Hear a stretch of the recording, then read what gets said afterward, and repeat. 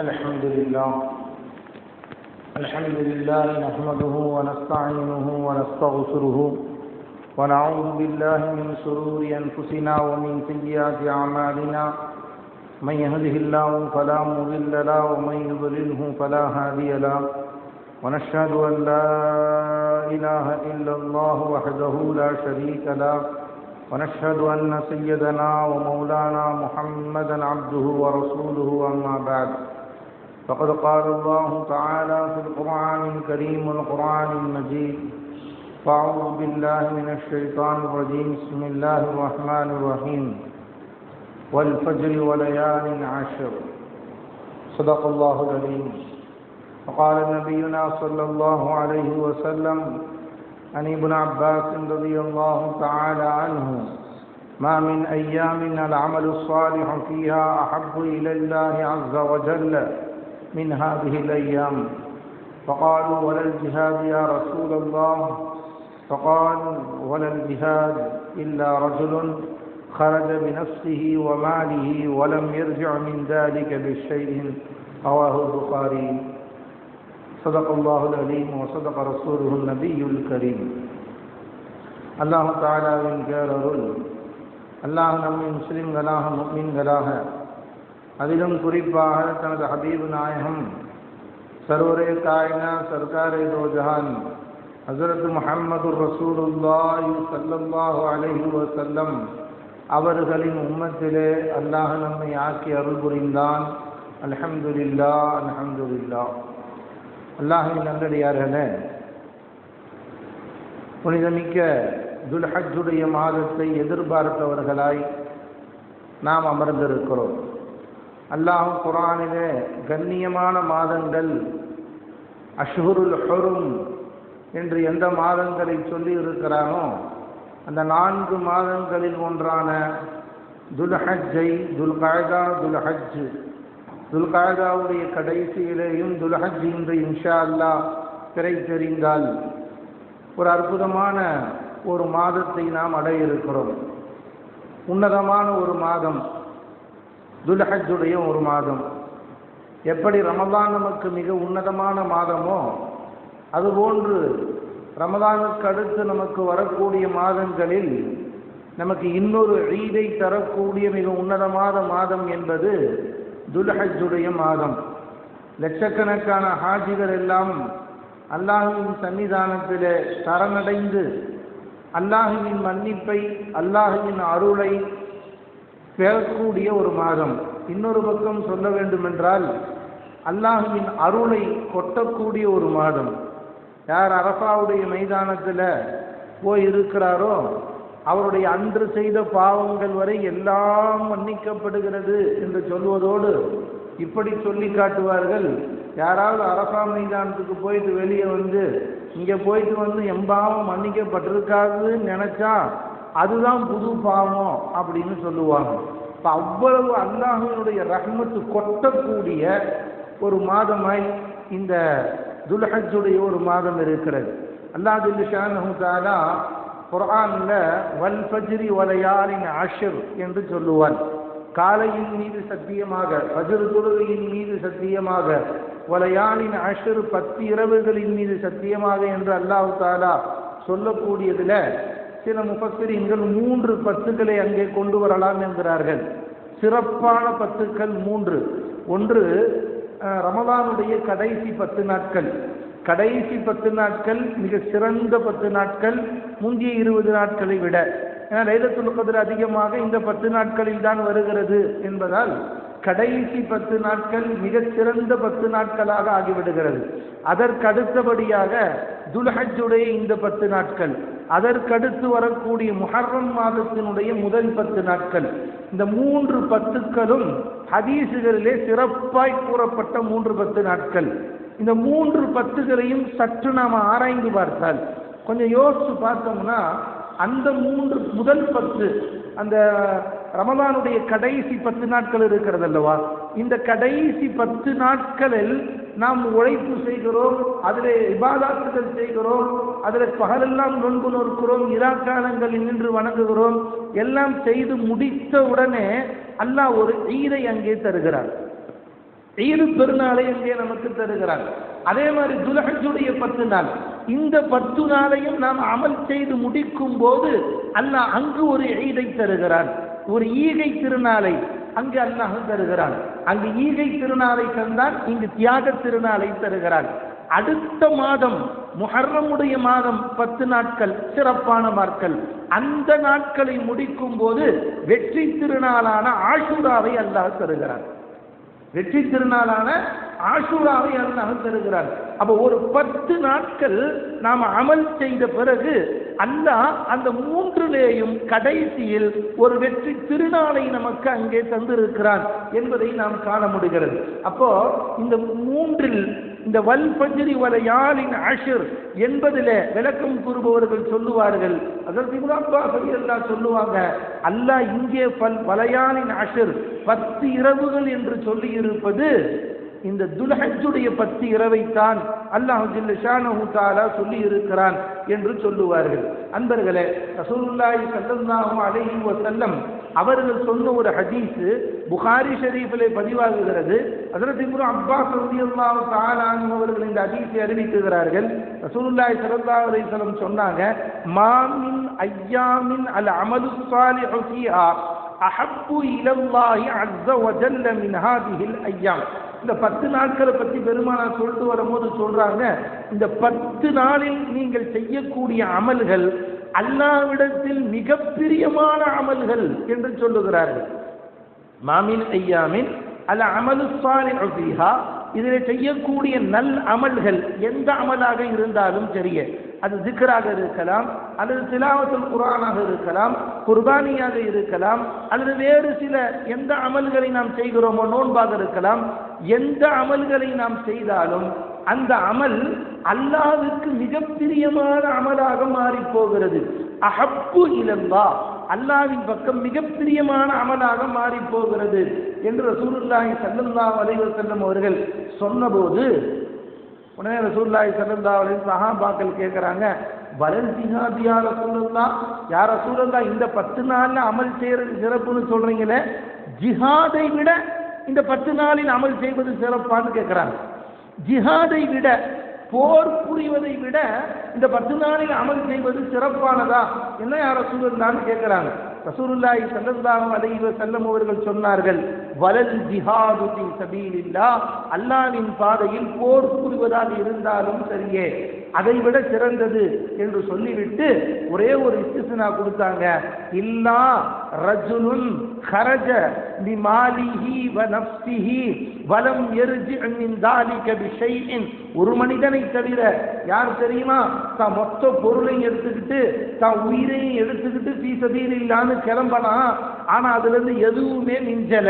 அப்படின்னா என்ன அர்த்தம், கொண்டு போன பொருளும் காலி, ஐயாவும் காலி. ஜிஹாதிலே போய், வெறும் ஜிஹாதுக்கு போய் போர் புரிவதல்ல, ஜிஹாதுக்கு போய் தன்னை ஷஹீதாக எவனாக்கி கொண்டானோ அவனை தவிர என்று ரசூலுல்லாஹி ஸல்லல்லாஹு அலைஹி வஸல்லம் சொல்லுகிறார்கள் என்றால், அல்லாஹ் அக்பர், எவ்வளவு பெரிய ஒரு வாக்கியத்தை இந்த 10 நாட்கள் நமக்கு தருகிறது. ஆனா இன்னைக்கு உள்ள ஒரு சோகமான செய்தி என்னன்னா, நிறைய பேர் விளங்கிக் கொள்வது என்னவென்றால், இந்த துல்ஹஜ் மாசம் வந்துருச்சுன்னா குர்பானி கொடுக்கணும், துல்ஹஜ் மாசம் வந்துருச்சுன்னா குர்பானி கொடுக்க வேண்டும், அதுதான் அமல் என்று விளங்கிக் கொள்ளுகிறார்கள். இந்த ஒன்றுதான் அமல் என்று விளங்கிக் கொள்ளுகிறார்கள். இல்லை, எப்படி ரமதானுடைய மாதம் நமக்கு சிறப்பான மாதமோ அதில் அமல் செய்வது மிக சிறப்பானதோ, அதுபோன்று இந்த 10 நாட்களில் நாம் செய்யக்கூடிய அமல்களும் அல்லாஹ்விடத்தில் மிகச் சிறப்பானதாய் இருக்கிறது. பொதுவாகவே அல்லாஹ் ஜல்ல ஷானஹு தஆலா எல்லா நாட்களையும் எல்லா காலங்களையும் ஒன்று போல் அல்லாஹ் ஆக்கவில்லை. எல்லா காலங்களையும் அல்லாஹ் ஒன்று போல் ஆக்கவில்லை. ஒரு காலங்களை அல்லாஹ் சிறப்பாக்கி இருக்கிறான். பாருங்க, ஒவ்வொரு வாரமும் ஒவ்வொரு வாரத்தில் வெள்ளிக்கிழமை சிறப்பான நாள், ஒரு வாரத்தில் வெள்ளிக்கிழமை என்பது சிறப்பான நாள், ஒரு வருடத்தில் ரமதான் என்பது சிறப்பான நாள், மாதம் ஒரு 12 மாசத்துல ரமதான் மாதம் என்பது சிறப்பான மாதம்.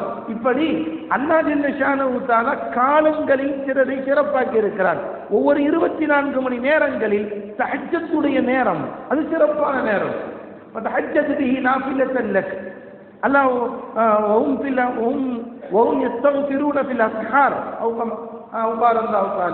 ஏன்னா அல்லாஹ் அவர்கள் சஹருடைய நேரத்தில் இஸ்திக்பார் செய்வார்கள். நல்லடியார்களை பற்றி அல்லாஹ் சொல்லும் போது சஹருடைய நேரத்தில் அவர்கள் இஸ்திக்பார் செய்வார்கள். அப்ப சஹருடைய நேரம் மிக சிறந்த நேரம். 24 மணி நேரத்தில் ஒரு நேரத்தை அல்லாஹ் சிறப்பாக்குகிறான். ஒரு வாரத்தில் அல்லாஹ் ஒரு நாளை சிறப்பாக்குகிறான். ஒரு வருடத்தில் 12 மாதங்களில் ஒரு மாதத்தை அல்லாஹ் சிறப்பாக்குகிறான் என்பது போல அல்லாஹ் ஜல்ல ஷானஹு தஆலா வருடம் முழுவதும் திக்ர் செய்ய வேண்டும். வருடம் முழுவதும் நோன்பு வைக்கலாம், வருடம் முழுவதும் அமல்கள் செய்யலாம், வருடம் முழுவதும் ஜகாத்துகள் கொடுக்கலாம். ஆனால் அந்த அமல்களிலேயே சிறப்பான அமல்களாய் நான் ஒப்புக்கொள்கிறேன் என்கிறான் அல்லாஹ் ஜல்ல ஷானஹு தஆலா. நான் ஒப்புக்கொள்கிறேன். இந்த 10 நாள் நீங்க செய்யக்கூடிய அமல, எந்த அமலை நீங்க செஞ்சாலோ அந்த அமல் என்னின் பக்கம் மிக பிரியமானது. எந்த அமல் வேண்டாலும் செய்யுங்க, மற்ற காலங்களில் செய்வதை விட இந்த காலங்களில் செய்வது சிறப்பானது என்று அல்லாஹ் சொல்லுகிறார். நாம வெறும் என்ன நினைக்க கூடாது, ஈதுடைய அன்னைக்கு குர்பானை கொடுக்கிறது மட்டும்தான் மிக சிறந்த அமல் என்று நாம் விளங்கிவிடக் கூடாது. இந்த 10 நாட்களும் எந்த அமலை எல்லாம் நம்மால் செய்ய முடியுமோ அந்த அளவுக்கு நம்மிலே நாம் அதிகப்படுத்திக் கொள்ள வேண்டும்.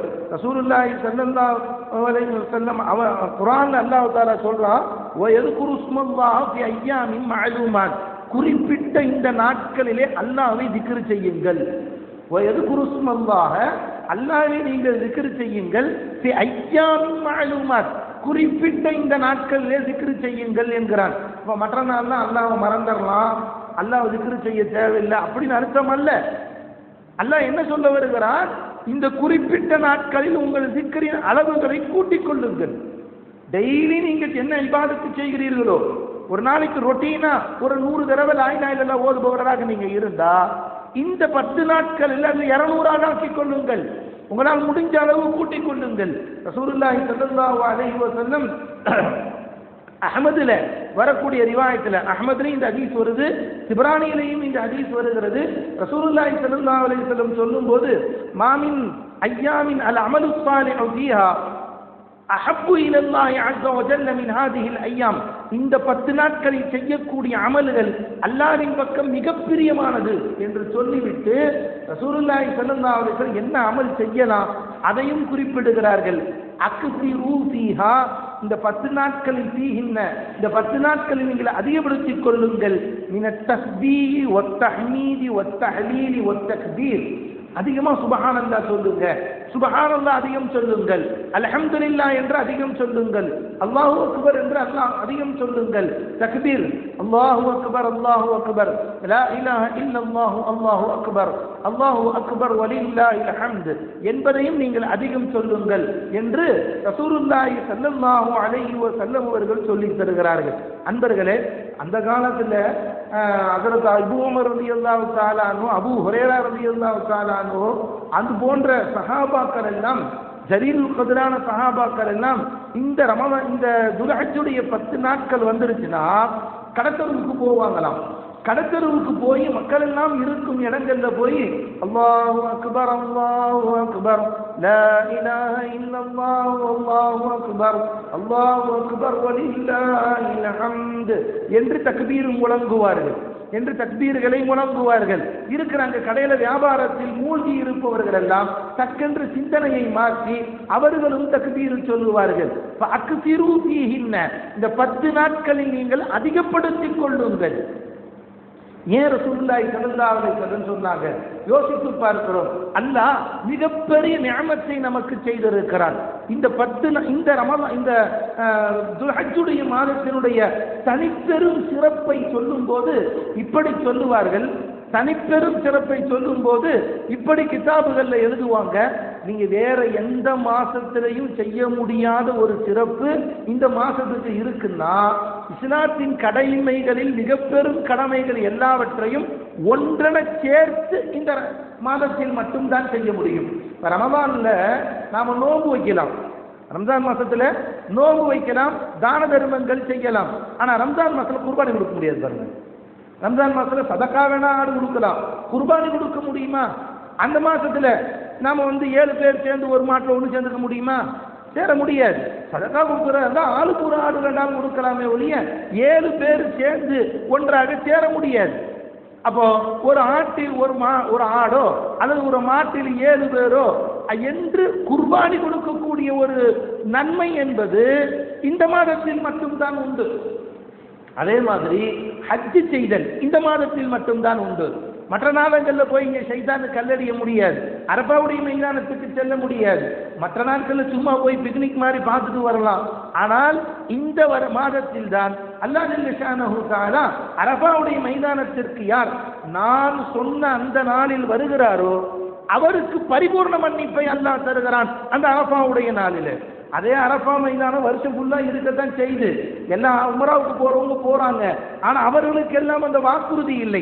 வாக்குறுதி யாருக்கு? அல்லாஹ் சொன்ன நேரத்தில் அந்த நாள்ல அந்த இடத்துல யார் ஹாஜராக இருக்கிறாரோ அவருக்கு அந்த நன்மை உண்டு. அன்பர்களே, நாம் யோசித்து பார்க்கிறோம், எல்லா மாதங்களிலும் எல்லா அமல்களையும் செய்யலாம் என்றாலும் தொழுகை, நோன்பு, ஜகாத்து, ஹஜ்ஜு, அதே போன்று குர்பானி, நாம் இன்னும் பிற அமல்கள் எல்லாவற்றையும் ஒன்று சேர்த்து ஒரு மாதத்திலே செய்ய முடியும் என்று சொன்னால் அது துல்ஹஜ்ஜை தவிர வேறு எதிரையும் முடியாது. அதனாலதான் துல்ஹஜ்ஜுடைய மாதத்தில் நாம் இந்த 10 நாட்களில் ஏதோ குர்பானிக்கான ஏற்பாடுகளை செய்கிறோம் என்று நம்முடைய நாட்களை கடந்து விடாமல் அதிகம் ஜிக்ருகளில் ஈடுபட வேண்டும். நம்முடைய வீடுகளில் ஜிக்ருகளையும் திலாவத்துகளையும் எப்படி ரமதானில் நாம் கூட்டினோமோ அதுபோன்று கூட்ட வேண்டும். சயீத் இப்னு ஜுபைர் ரலியல்லாஹு தஆலா அன்ஹு அவர்களை பற்றி சொல்லுகிறார்கள். அவங்க சொல்லுவாங்களாம், இந்த துல்ஹஜ்ஜுடைய 10 நாட்கள் வந்து விட்டால் அவர்கள் சொல்லுவார்கள், லா துத்ஃபிஉ மஸாபிஹிக்கும், உங்கள் வீடுகளின் விளக்குகளை நீங்கள் அணைத்து விடாதீர்கள், வீடுகளின் விளக்குகளை நீங்கள் அணைத்து விடாதீர்கள் அப்படின்னு சொல்லுவாங்களாம். அப்படின்னா என்ன அர்த்தம் தெரியுங்களா? இரவு நீங்க லைட் ஆஃப் பண்ணிட்டு படுத்துறாதீங்க. எப்படி ரமலானில் நீங்கள் அமல் செய்வீர்களோ அதுபோன்று இக்காலங்களிலும் நீங்கள் அமல் செய்யுங்கள். ஒரு பெரியவங்கள்ட்ட போய் கேட்டாங்க, ரம்ஜானுடைய கடைசி 10 சிறந்த 10 தானே, இந்த துல்ஹஜ்ஜுடைய கடைசி முதல் 10 சிறந்த 10 தானே, இந்த 2 10ல எது சிறந்ததுன்னு கேட்டாங்க. எது சிறந்ததுன்னு கேட்டாங்க. அவங்க சொன்னாங்களா, 2மே சிறந்தது தான். ஆனா என்னுடைய பார்வைக்கு இப்படி தெரிகிறது, ரமலானை பொறுத்தவரை ரமலானுடைய 10 இரவுகள் சிறந்தது, 10 இரவுகள் சிறந்தது, இதை பொறுத்தவரை 10 பகல்களும் சிறந்தது என்று அவர்கள் விளக்கம் தந்தார்கள். ஆக மொத்தத்தில் நம்ம இந்த 10 நாட்களையும் வீணாக்கி விடாமல் எவ்வளவு இபாதாத்துகளை கூட்டிக் கொள்ள முடியுமோ, முதலாவது என்ன, கூட்டிக் கொள்வதில் நம்ம எந்த அளவுக்கு தக்பீர் சொல்ல முடியுமோ, எந்த அளவுக்கு தஹலீல் செய்ய முடியுமோ அந்த அளவுக்கு நம்மிலே நாம் கூட்டிக் கொள்வது. இரண்டாவதாக பாருங்களேன், இந்த தக்பீர் அப்படிங்கிற விஷயத்துல ஒரு விஷயத்தை நாம ஞாபகப்படுத்துறோம். ஏன்னா நம்ம ஐயாமு தஷ்ரீக்னு ஒன்று இருக்கு. ஐயாமு தஷ்ரீக்னா என்ன? குர்பானியுடைய நாளுக்கு முத நாள் ஃபஜ்ர்ல இருந்து ஆரம்பிச்சு 23 வக்துகள் சொல்லக்கூடியது. அதுவும் ஒரு சுன்னத், தனிப்பட்ட ஒரு சுன்னத்து. அது ஒவ்வொரு தொழுகைக்கு பிறகும் சொல்றது வாஜிபு, சுன்னத்து முஅக்கதா, அதுல இஸ்திலாஃப் இருக்கு. முதல்ல அதை நாம செய்யறோம், அது ஒண்ணு. இன்னொன்று, பிறை பிறந்ததிலிருந்தே நம்மால் எவ்வளவு முடியுமோ அந்த அளவுக்கு தக்பீர்களை சொல்லுவதும் சுபஹானல்லாவை சொல்லுவதும் எந்த அளவுக்கு ஜிக்ருகளை கூட்டிக் கொள்ள முடியுமோ கூட்டிக் கொள்வதும். அதை தான் பெருமானார் ஸல்லல்லாஹு அலைஹி வஸல்லம் அவர்கள் ஃபஅக்ஸிரு ஃபீஹின்ன, அதிலே நீங்கள் அதிகப்படுத்திக் கொள்ளுங்கள் மின தஸ்பீஹி வத் தக்பீரி வத் தஹலீலி வத் தக்பீர் என்று பெருமானார் ஸல்லல்லாஹு அலைஹி வஸல்லம் சொல்லி தருகிறார்கள். இரண்டாவது ஒரு அமல் இந்த 10 நாட்களிலே இருக்கிறது என்று சொன்னால் நோன்பு வைக்குதல். இந்த 10 நாள்ல எந்த அளவுக்கு நாம அல்லாஹ்வுக்காக நோன்பு வைக்க முடியுமோ அந்த நாள்ல நாம நோன்பு வைக்கணும். ரசூலுல்லாஹி ஸல்லல்லாஹு அலைஹி வஸல்லம் அவர்களை பற்றி அஸ்வாஜே முத்தஹராத், பெருமானாருடைய மனைவிமார்கள்ல ஒருத்தவங்க அறிவிக்கிறாங்க, பெருமானார் ஸல்லல்லாஹு அலைஹி வஸல்லம் 3 நோன்புகளை விடாம வச்சுட்டு வந்தாங்க. 3 நோன்புகளை விடாமல் பெருமானார் ஸல்லல்லாஹு அலைஹி வஸல்லம் அவர்கள் வைத்தார்கள். அதுல ஒன்று கான யஸூமு ஆஷூரா. இந்த ஹதீஸ் நஸஈயிலே பதிவு செய்யப்படுகிறது.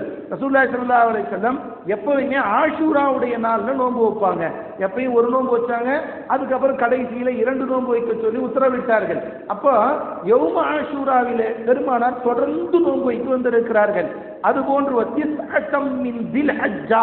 தில்ஹஜ்ஜுடைய 9 நாட்களும் பெருமானார் ஸல்லல்லாஹு அலைஹி வஸல்லம் அவர்கள் நோன்பு வைத்திருக்கிறார்கள். வஸலாஸத ஐயாமின் மின் குல்லி ஷஹர், ஒவ்வொரு மாதத்திலேயும் பெருமானார் ஸல்லல்லாஹு அலைஹி வஸல்லம் 3 நோன்பு, 13, 14, 15 ஐயாமுல் பியல் என்று சொல்லப்படக்கூடிய நோன்புகளையும் பெருமானார் தொடர்ந்து வைத்து வந்தார்கள் என்பதை நாம் பார்க்கிறோம். அப்ப அன்பர்களே, பெருமானார் ஸல்லல்லாஹு அலைஹி வஸல்லம் தொடர்ந்து செய்து வந்த காரியம் என்று பெருமானாருடைய மனைவிமார்களால் சொல்லப்படக்கூடிய ஒன்றில்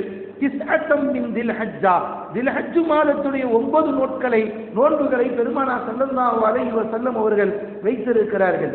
இது ஒரு சுன்னத்தான், பெருமானார் வச்சாங்கிற அடிப்படையில் நம்ம மேல சுன்னத்து, அல்லது அதையும் தாண்டி சொல்லணும்னா முஸ்தாபுன்னு சொல்லலாம். ஆக அந்த நோன்பு வைக்கலாம். நஃபிலான நோன்பு வைக்க முடிந்தவர்கள், வாய்ப்பிருந்தவர்கள் 9 நோன்பையும் வைக்கலாம். வைக்க முடியல, குறைந்தபட்சம் அரபாவுடைய நோன்பையாவது வைக்கலாம். அரபாவுடைய நோன்பை பற்றி முஸ்லிம் ஷரீஃபிலே ஒரு ஹதீஸ் வருகிறது, சௌம யௌம அரஃபா, அரபாவுடைய நாளன்று நோன்பு வைக்குதல். அரபாவுடைய நாளன்று நோன்பு வைக்குதல். என்னைக்கு அரபாவுடைய நாளுங்கிறது நமக்கு அந்த குர்பானி கொடுக்க நாளுக்கு முதல் நாள்.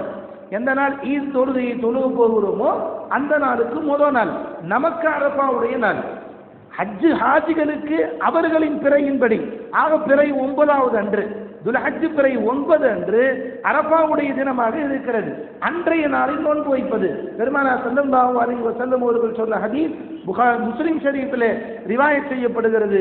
சௌம யௌம அரஃபா, அரஃபாவுடைய நாளாகிறது யுகஃபிரு சனத்தைன், 2 வருடங்களுடைய பாவங்களுக்கு கஃபாராவாக இருக்கிறது என்று சொல்லிவிட்டு மாதியுன் வ முஸ்தக்பிலுன் என்றார்கள் பெருமானார் ஸல்லல்லாஹு அலைஹி வஸல்லம். அப்படின்னா என்ன, ஒரு வருஷம் முன்னாடி நீங்க செஞ்ச பாவத்துக்கும் அந்த ஒரு நோன்பு கஃபாராவாயிரும், ஒரு வருஷம் பின்னாடி நீ செய்ய போற பாவத்துக்கும் இந்த ஒரு நோன்பு கஃபாராவாயிரும் அப்படின்னு ரசூலுல்லாஹி ஸல்லல்லாஹு அலைஹி வஸல்லம் அவர்களே சொல்றாங்க. 2 வருஷம் உன்னுடைய பாவங்களுக்கு இந்த ஒரு நோன்பு கஃபாரா.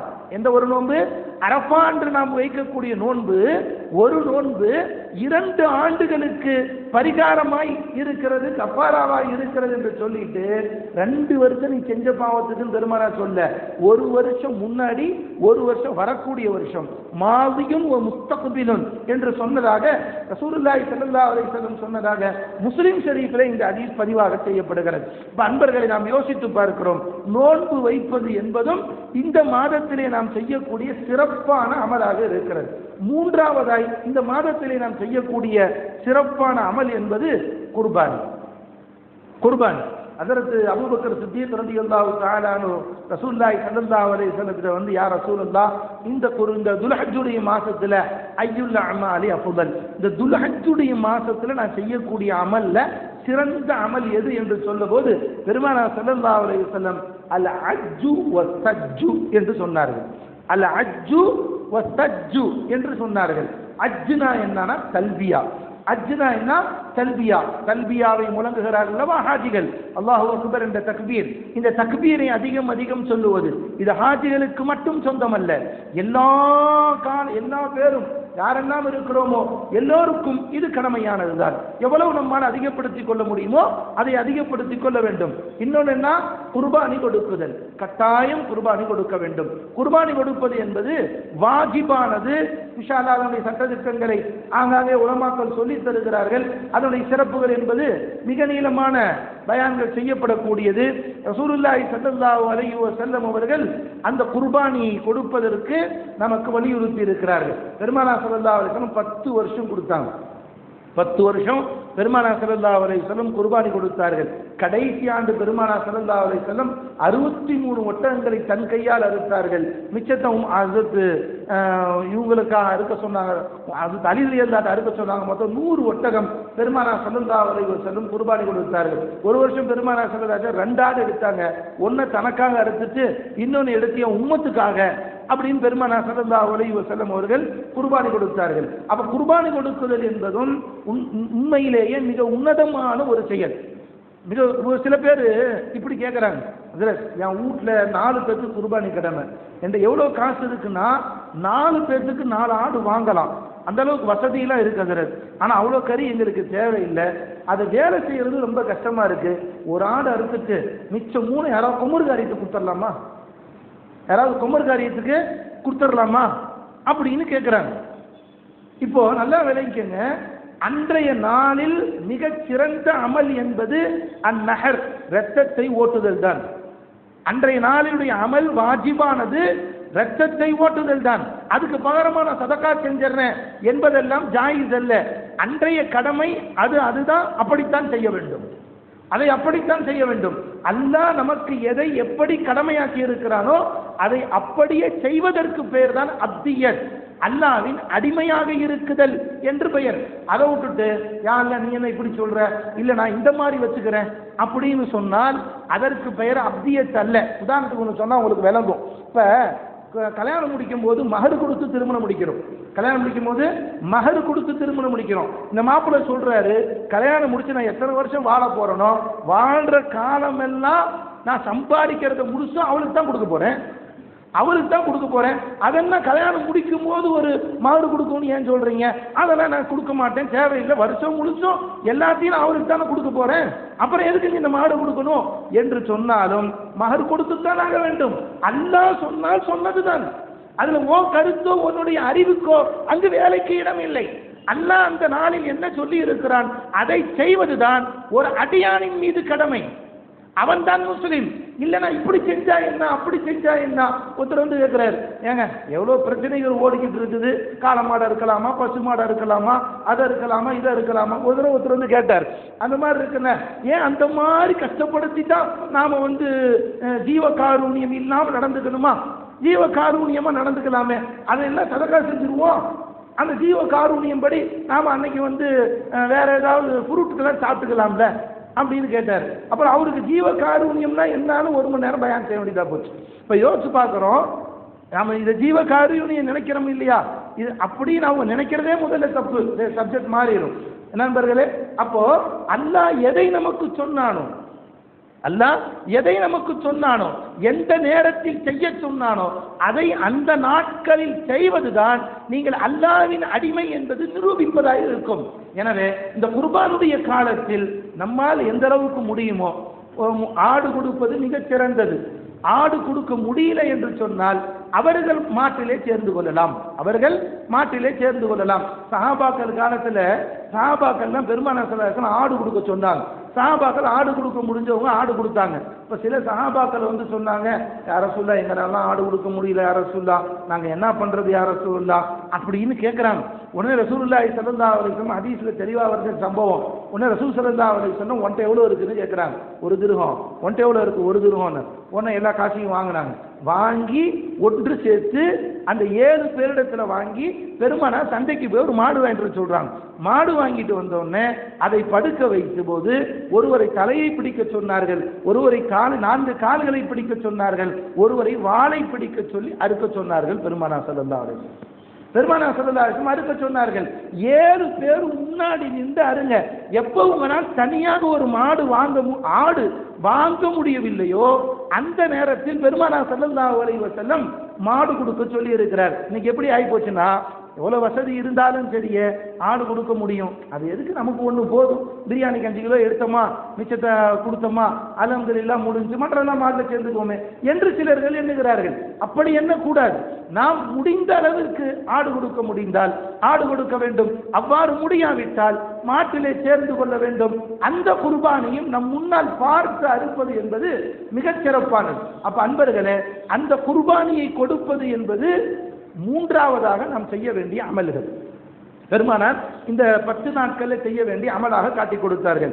4வது விஷயம், இதா தகலல் அஷரு, இந்த 10 நாட்கள் வந்து விட்டால் வஅராத அஹதுக்கும் அன் யுபஹா, அதில் யாராவது குர்பானி கொடுக்க வேண்டும் என்று நாடினால் ஃபலா யஅகுதன்ன மின் ஷஅரிஹி வலா மின் ظفரிஹி, அவருடைய முடியையோ அவருடைய நகங்களையோ களைய வேண்டாம் என்று பெருமானார் ஸல்லல்லாஹு அலைஹி வஸல்லம் அவர்கள் சொல்லுகிறார்கள். அப்ப முடிய நகத்தை இன்னைக்குள்ள முடிச்சுக்கணும். இன்னைக்கு உதாரணமா இன்னைக்கு யௌமு ஷக்கு, இன்றைய நாளில் இன்ஷா அல்லாஹ் மகரிபோடு பிறை தெரிந்து விட்டால் துல்ஹஜ்ஜுடைய பிறை ஆரம்பிப்பதால் அதற்கு முன்பாக நம்முடைய நகங்களை வெட்டுவது, மீசையை ஒதுக்குவது, தாடியை ஒதுக்குவது, மற்ற இடங்களில் உள்ள முடிகளை எடுப்பது, இது போன்ற காரியங்களை முடித்துக் கொள்ள வேண்டும். இது ஒரு முஸ்தஹப்பான ஒரு காரியம் பெருமானார் ஸல்லல்லாஹு அலைஹி வஸல்லம் காட்டி தந்தது. இதை ஏன் பெருமானார் ஸல்லல்லாஹு அலைஹி வஸல்லம் சொன்னாங்க, இதுக்கு என்ன காரணம், இதுக்கு என்ன ரீசன் அப்படின்னு பார்க்கும்போது நமக்கு ஃபுகாஹாக்கள் முஹத்திஸீன்கள் எழுதி தருகிறார்கள். இந்த நாள்ல ஹஜ்ஜில் பார்த்தீங்கன்னா ஹாஜிகள் எல்லாம் இஹ்ராம் உடை அணிந்திருப்பார்கள். ஹாஜிகள் எல்லாம் இஹ்ராம் உடை அணிந்து ஹஜ்ஜில் வருவார்கள். இந்த 10 நாட்கள்ல ஏறத்தாழ எல்லோருமே இஹ்ராமில் அணிஞ்சு ஒன்று உம்ராவில் இருப்பாங்க, அடுத்து 8வது பிறையிலேருந்து ஹஜ்ஜுக்கு போயிடுவாங்க. ஏறத்தாழ 5 நாள் இஹ்ராமில் தான் இருப்பாங்க. எப்போ அவங்க கல்லடிச்சு ஷைத்தானுக்கு கல்லடிச்சுட்டு ஆடு குர்பானி கொடுக்குறாங்களோ அப்போதான் அவங்க மொட்டை அடிச்சதுக்கு பிறகு தான் சாதாரண அடை போட முடியும். இந்த இஹ்ராமுடைய காலங்களில் அவர்கள் என்ன செய்கிறாங்க, அவர்கள் எந்த நகத்தையும் வெட்டக்கூடாது, அவர் அதே மாதிரி அவர்கள் எந்த ஒரு பூச்சியையும் அடிக்கக்கூடாது, முடியையும் வெட்டக்கூடாது. எப்படி அவர்கள் இஹ்ராமுடைய ஆடையில் இருக்கும் போது பேணுதலாய் இருந்து கொடுக்கிறார்களோ அது போன்ற பேணுதலை நீங்கள் வெளியிலே இருந்தாலும் இருங்கள் என்பதற்காக வேண்டி பெருமானார் ஸல்லல்லாஹு அலைஹி வஸல்லம் ஹஜ்ஜுக்கு போனவங்க அந்த உணர்வை உன்னிலே கொண்டு வா. ஹஜ்ஜுக்கு போயவர்கள் எந்த செயலை செய்கிறார்களோ ஊரில் இருந்து கொண்டே உன்னையும் அது போன்ற ஒருவனாய் பாவித்துக்கொள். அதே மாதிரி நீ அரஃபாவுடைய நாள் நோன்பு வை, நீ உட்கார்ந்து துஆ கேளு. அதனால சொல்லுவாங்க இந்த 10 நாட்களில் கேட்கப்படும் துஆ அபரிவிதமான கபூல் ஆகிறது என்று சொல்லுவார்கள். அபரிவிதமான கபூல்களை ஏற்படுத்துகிறது. நிறைய வரலாறுகளை எல்லாம் சொல்லித் தருகிறார்கள். எனவே அன்பர்களே, இந்த 10 நாள் நமக்கு இன்றையிலிருந்து இன்ஷா அல்லாஹ் ஆரம்பமாக இருக்கிறது. இந்த நாளில் நம்மால் எந்த அளவுக்கு அமல்களை செய்ய முடியுமோ அந்த அளவுக்கு இன்ஷா அல்லாஹ் நம்மில் அமல்களை கூட்ட வேண்டும். நாம் ஆரம்பத்திலேயே சொன்னோம், குறிப்பாக அதிகம் தக்பீர்களை அதிகமாக்கிக் கொள்ளுங்கள். அதே போன்று எவ்வளவு தஸ்பீஹாத்துகளை கூட்ட முடியுமோ கூட்டிக் கொள்ளுங்கள். யாருக்கு எவ்வளவு வசதி இருக்குமோ, எவ்வளவு அவங்களால ஓய்வு இருக்கோ அந்த அளவுக்கு நோன்புகளை அதிகம் வைத்துக் கொள்ளுங்கள். குர்பானியை சிறந்ததாய் நல்ல முறையில் குர்பானியை கொடுங்கள். அல்லாஹ் தஆலா உங்களுக்கும் எனக்கும் இந்த அல்லாஹ் தஆலா இந்த வரக்கூடிய துல்ஹஜ்ஜுடைய மாதத்தை முறையான முறையில் அமல் செய்யக்கூடிய பாக்கியத்தை அல்லாஹ் தந்தர் புரிவானாக. வாஹிரு தஅவானா அல்ஹம்துலில்லாஹி ரப்பில் ஆலமீன்.